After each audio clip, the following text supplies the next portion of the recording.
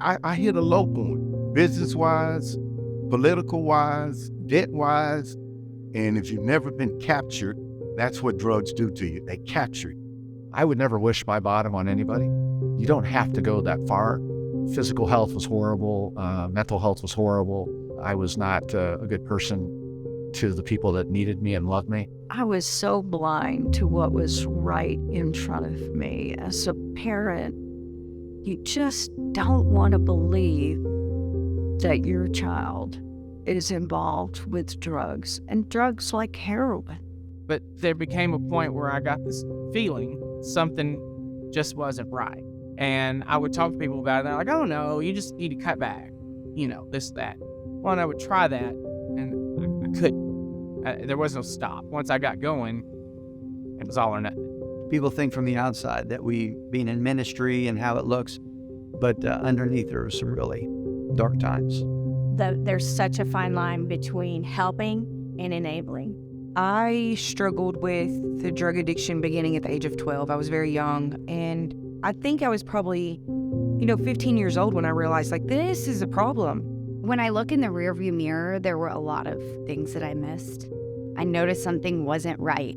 He was hiding his phone from me. He was leaving me in a state I'd never been in, a place I knew nothing about. And I was so confused as to what was going on. And I remember hugging him goodbye at the airport. And 3 weeks later, he passed away. So I struggled for a really long time with that because I felt a lot of guilt. When did you finish recovery? I said, you never finished recovery. I said, it's a lifelong journey. You have to understand that you have to live this way the rest of your life. Believe in yourself and don't give up. Recovery is real. You just have to work it. And if you want sanity, drop the drug. You might be the voice one day that has somebody drop the rock and put down the bottle or put down the drugs. The concept is that it's some sort of moral failing. It's not. You might be the voice. You might be the hope. Hope is what we need. My family, my life, my wife, the peace that I have now. But continue to love them and seek help. Don't give up. Don't give up.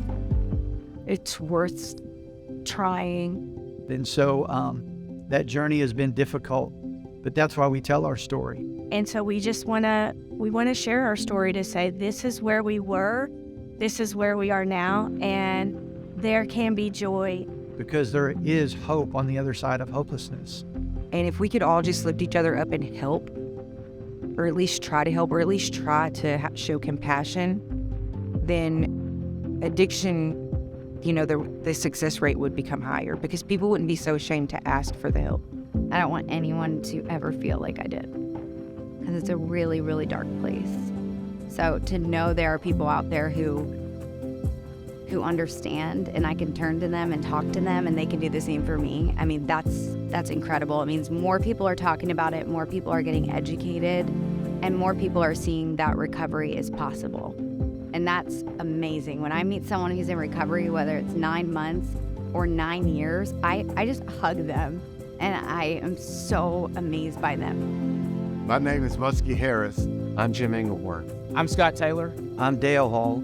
And I'm Kim Hall. My name is Candace Chrisman. My name is Sue Weinstein. And the addict looks like me. And an addict looks like me. Looks like me. Looks like me. Looks like our son. Looks like my daughter, Meredith. I'm Laura Monteverdi, and addiction can look like any of us.